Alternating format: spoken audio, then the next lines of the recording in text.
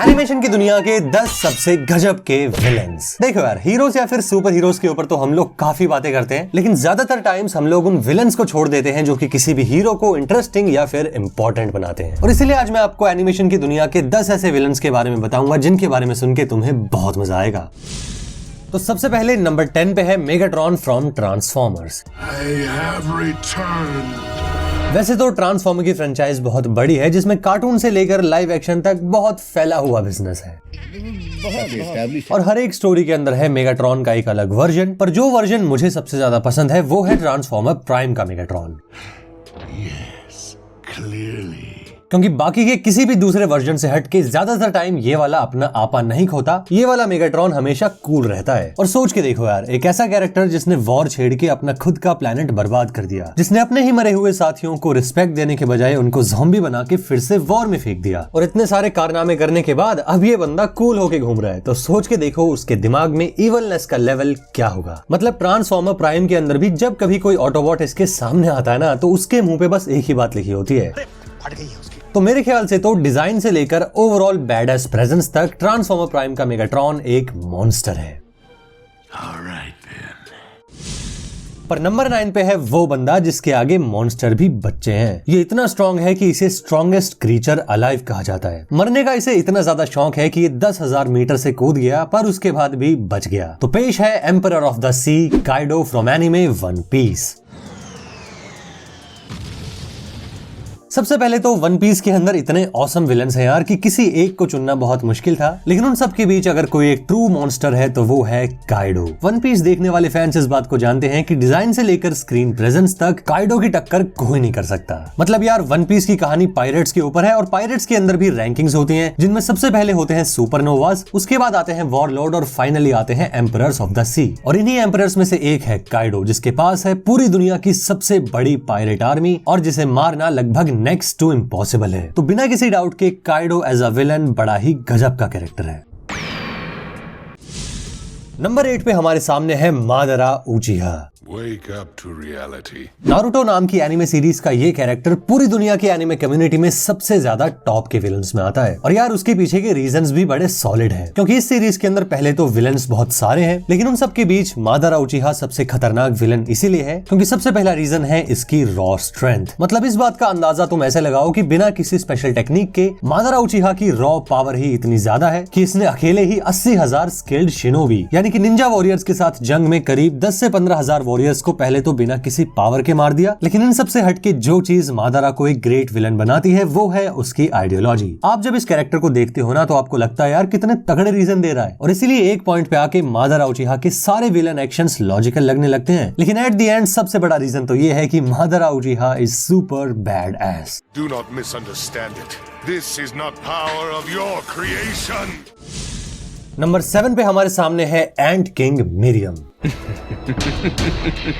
That's it. The flavor I seek.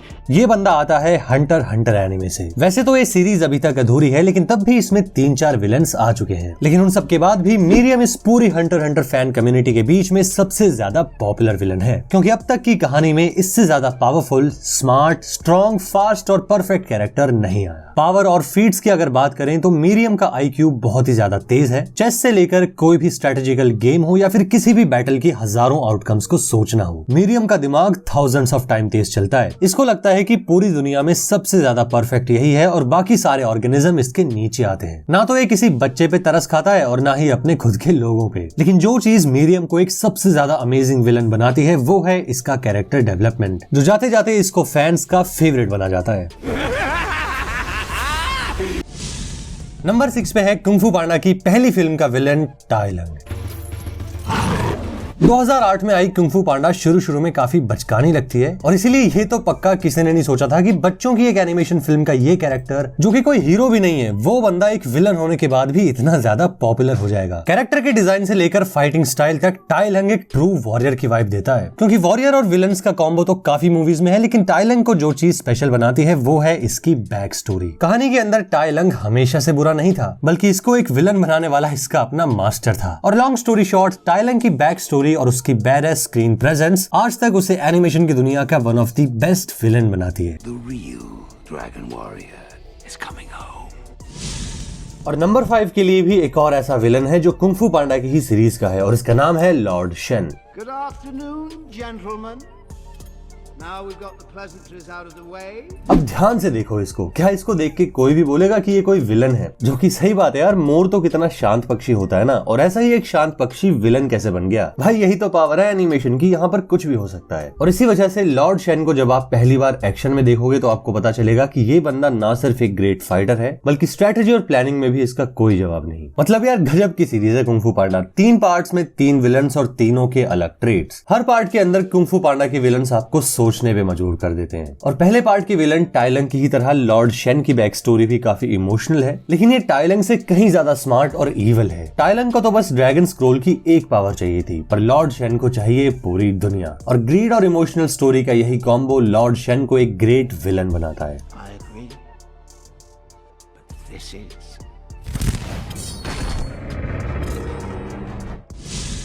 Number 4 पे है Lord फ्रीजा from dragon ball. It's the true manifestation of Golden Frieza. Japanese anime के makers अपनी stories में खून खराबा दिखाने में बिल्कुल पीछे नहीं रहते। हर दूसरी तीसरी मांगा में कोई ना कोई साइको विलन मिल ही जाता है, लेकिन अब इसे तुम फर्स्ट मूवर एडवांटेज बोलो या फिर कुछ भी कह लो, ड्रैगन बॉल के विलन लॉर्ड फ्रीजा का कैरेक्टर पूरे एनिमे कम्युनिटी में one of the biggest cruel character है। मतलब कि ट्रू इवल और तबाही का असली चेहरा है फ्रीजा। 1-2 बंदों को मारना हो या फिर पूरे के पूरे प्लेनेट को उड़ाना हो, फ्रीजा के लिए दोनों ऑप्शन बराबर होते हैं। एक तो इसकी एक चुटकी में प्लेनेट डिस्ट्रक्शन की पावर, दूसरा इसका इगोइस्टिक नेचर। ये दोनों चीजें फ्रीजा को एक ट्रू इविल कैरेक्टर बनाते हैं। इसके साथ लॉजिक वगैरह में बात नहीं होती। फ्रीजा ने जो काम सोच लिया वो तो फिर करके ही मानेगा, चाहे किसी प्लेनेट को उड़ाना हो या फिर खुद गॉड्स के खिलाफ जाना हो। और इसका यही इविल नेचर एनिमे फैंस के बीच इसको इतना ज्यादा पॉपुलर बनाता है। I know gold's a bit gauche, but I wanted to ensure you grasp my new position atop the pecking order. Number 3 पे है none other than dark side. Fan चाहे DC की हो या फिर मार्वल के हो, अगर उसको थोड़ा बहुत भी कॉमिक्स में इंटरेस्ट है तो हर किसी कॉमिक फैन ने डार्क साइड का नाम तो जरूर सुना है। एक ऐसा गॉड लाइक बीइंग जो कि बिलियंस ऑफ ईयर ओल्ड है। वैसे तो डार्क साइड को लेकर हर बार एक अलग स्टोरी होती है और हर एक स्टोरी के अंदर इसके वर्जन्स अलग होते हैं, लेकिन इस लिस्ट में मैं बात कर रहा हूँ justice league dark apocalypse war वाले डार्क साइड की। 2020 की इस एनिमेटेड फिल्म में शायद पहली बार एक ऐसा डार्क साइड दिखाया जो सच में अपने कैरेक्टर को लेकर ट्रू है। मतलब इस मूवी के अंदर ये पूरी जस्टिस लीग को धोखे से अपने प्लेनेट पे बुलाता है। मार मूर के वंडर वुमन, बैटमैन, यहाँ तक कि सुपरमैन को भी पकड़ लेता है और सुपरमैन के अंदर लिक्विड क्रिप्टोनाइट डाल के उसको अर्थ पे फेंक देता है ताकि वो धरती की बर्बादी अपने आंखों से देखे। और मूवी के एंड तक ये पूरी अर्थ और पूरी जस्टिस लीग को इस लेवल पे डिस्ट्रॉय कर देता है कि एंड में जाके फ्लैश को फिर टाइम ही रिवर्स करना पड़ जाता है। After all, a conqueror must conquer. अब नंबर 2 को देख के तुम्हें लगेगा कि भाई ये क्या है, ये चीज और विलन हो ही नहीं सकता। इसमें इतनी पावर है जो पूरे मल्टीवर्स को 1 सेकंड में डिस्ट्रॉय कर दे, और इसका नाम है Bill Cipher. Hey, look what I can do. Gravity Falls नाम के वेस्टर्न एनिमेशन का ये कैरेक्टर दिखने में कितना सिंपल सा है ना? तो ये देखो जरा, इस सीन में ये जो बच्चा है ना, इसका नाम है टाइम बेबी, जिसका वेट है 9 ट्रिलियन टन, जिसकी एज है करोड़ों साल, और एक तरीके से ये पूरे यूनिवर्स के टाइम का गॉड है। और उसके बाद भी इस गॉड लाइक कैरेक्टर को बिल साइफर एक चुटकी में राख बना देता है। बिल साइफर की पावर्स यहाँ लिखी है, चाहो तो आप पढ़ सकते हो, लेकिन पावर वगैरह से हट के जो चीज इसे सबसे ज्यादा खतरनाक बनाती है वो है इसका सुपर क्रेजी इंटेलिजेंट दिमाग। इसके एक्शंस इतने ज्यादा रैंडम होते हैं कि एज अ व्यूअर तुम कभी सोच ही नहीं पाओगे कि अगले सीन में ये क्या करेगा। और इसीलिए मेरे अपने पर्सनल फेवरेट एनिमेशन विलन्स में बिल साइफर टॉप पे आता है।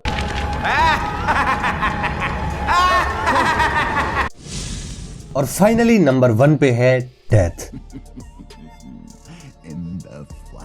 पुस in Boots the Last Wish movie का ये कैरेक्टर सही में डेथ है। अभी तक इस मूवी को आए 1 महीना भी नहीं हुआ और पूरे इंटरनेट पे डेथ की हजारों वीडियोस और लाखों फैंस बन चुके हैं, क्योंकि बैडस डिजाइन से लेकर स्क्रीन प्रेजेंस तक हर पॉइंट पे डेथ सबसे अलग ही दिखता है। मतलब एक ऐसी एनिमेशन फिल्म जो कि कंप्लीटली एडल्ट ऑडियंस के लिए है भी नहीं, ऐसी एनिमेशन फिल्म में इतना ज्यादा सीरियस कैरेक्टर डाल दिया। मतलब जिस तरीके से वो फाइट करता है, जिस तरीके से उसकी एंट्री होती है, पुस इन बूट्स के डेथ की कोई टक्कर नहीं है। और इस फीलिंग को बस तभी समझोगे जब आप इस मूवी को देखोगे। I never do this, but can I get your autograph? तो आज की वीडियो के लिए ये थे टॉप 10 अमेजिंग एनिमेशन विलन्स। वैसे तो एनिमेशन की दुनिया में और भी कई सारे ऑसम विलन्स बाकी हैं, पर एक वीडियो के अंदर सबको लाना पॉसिबल नहीं था, तो एक स्पेशल मेंशन के लिए पहला है Vilgax from Ben 10, Aizen from Bleach, Johan Liebert from Monster, Doflamingo from One Piece, Super Robot Monkey Team का स्केलेटन किंग, लायन किंग का स्कार, हंटर हंटर का हिसोका, स्टार वॉर से Darth Vader, My Hero Academia से Tomura शिगाराकी और dragon ball से माजिन बू। भले ही ये सारे कैरेक्टर्स इस लिस्ट के अंदर नहीं आ पाए हों, लेकिन इसका मतलब ये नहीं है कि इनमें दम नहीं है। स्पेशल मेंशन का एक एक विलन अपने आप में इतना ज्यादा अमेजिंग है ना कि जब जब भी ये स्क्रीन पे आते हैं तो देखने वालों को लगता है गया मेन हीरो। और सही बताऊं तो यार ऐसा होना भी चाहिए, क्योंकि जब तक किसी हीरो को एक स्ट्रॉन्ग कंपटीशन नहीं मिलेगा तब तक उसका ट्रू पोटेंशियल कैसे दिखेगा। और इसीलिए मेरे ख्याल से किसी कहानी के अंदर जितना ज्यादा इंपॉर्टेंट एक हीरो होता है, उससे 2x ज्यादा इंपॉर्टेंट होता है एक विलन, एक ऐसी ड्राइविंग फोर्स जो कि पूरी स्टोरी और हीरो को आगे बढ़ाती है। तो कमेंट सेक्शन में जरूर लिखना कि तुम्हारे फेवरेट एनिमेशन विलन कौन से हैं, और अगर आपको ये वीडियो सच में अच्छी लगी हो तो चैनल को सब्सक्राइब कर लो और इस वीडियो को लाइक मार दो यार। बाकी इसी के साथ मिलते हैं फिर नेक्स्ट वीडियो में, तब तक के लिए thank you so much for watching.